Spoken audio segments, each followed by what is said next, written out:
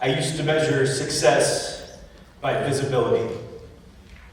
For 15 years, I worked in television in Los Angeles, in the writers' rooms of network sitcoms that reached huge audiences. I still remember one of the first times a joke that I wrote made it on air. I was excited for weeks leading up to that episode. I turned on the TV and I thought, millions of people are about to watch something that I wrote. When I heard my joke broadcast on national television, all I could think was, that's not funny. In the writer's room, it was funny. We had spent probably 50 or 60 hours in the room together that week. It felt alive. People were laughing in the moment. I felt like I had really contributed something. But watching it now, the feeling wasn't pride. It was distance. I had done something impressive, but it wasn't even good. Still, if millions of people watch something that I helped create, that must mean it matters. That's what we're led to believe. Big audience equals big impact. Visibility is success. Moments like that kept happening. Jokes that I wrote, that my friends wrote, would make it on air. They'd be broadcast across the country. I kept waiting for it to feel like it was meaningful. And it didn't. Yes, we'd reached a large audience, but the part that was meaningful had already happened back in the writer's room. Writing for an audience of millions of people means that your script has to go through layers of notes.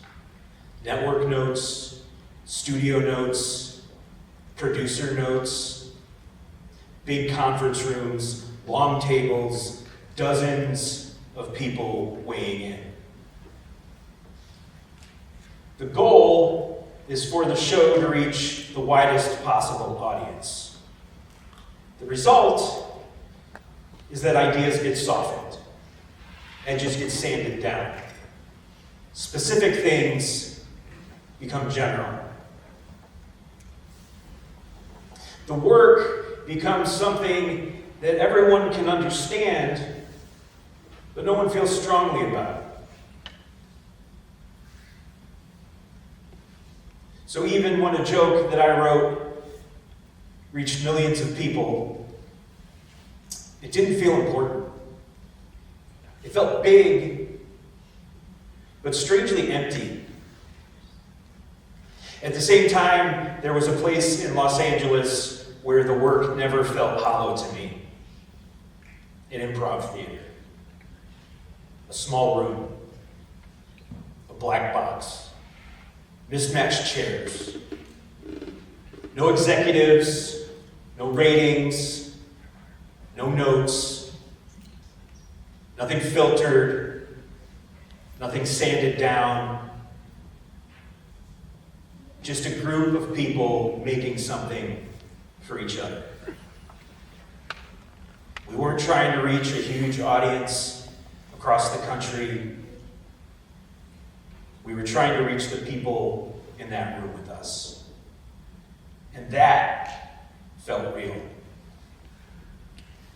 So, if the work that felt real was happening in small rooms, why was I chasing something bigger? I realized that I had built a career around things that looked successful instead of doing something that I actually cared about. I wanted to do something different, not just contribute to something big. That realization led me back to my hometown of Utica, New York. I got the opportunity to reopen the 100-year-old theater where I grew up watching movies.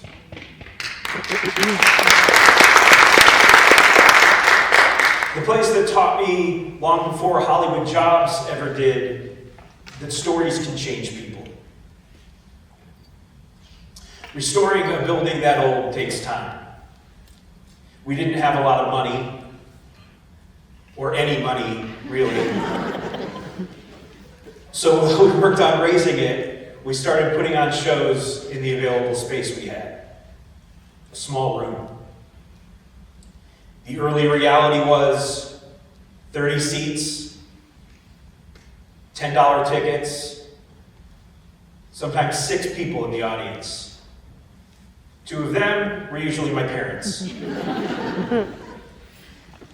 By every visible measure, it looked like a step down. But for the first time, the work felt real.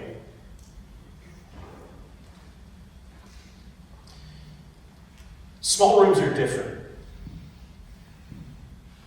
Everything is human. Everything is specific.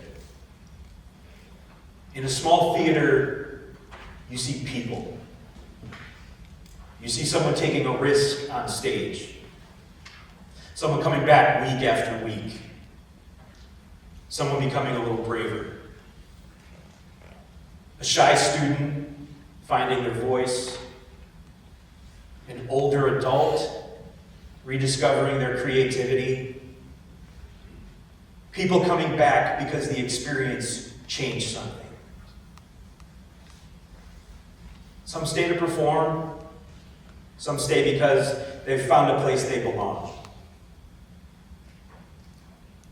Work doesn't have to be widely seen to be real. Sometimes the deepest change is happening where almost no one is looking.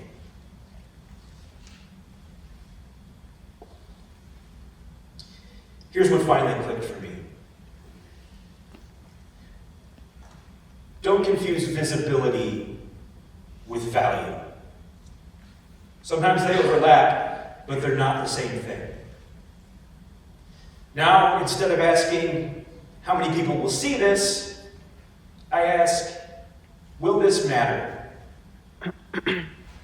Will it change the people involved?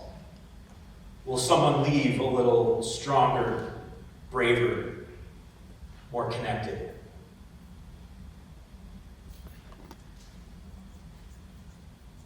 My world got smaller. Smaller stage, smaller city, smaller audience. But the work started to feel like it was mine. I stopped chasing what seemed impressive. I started choosing what felt meaningful.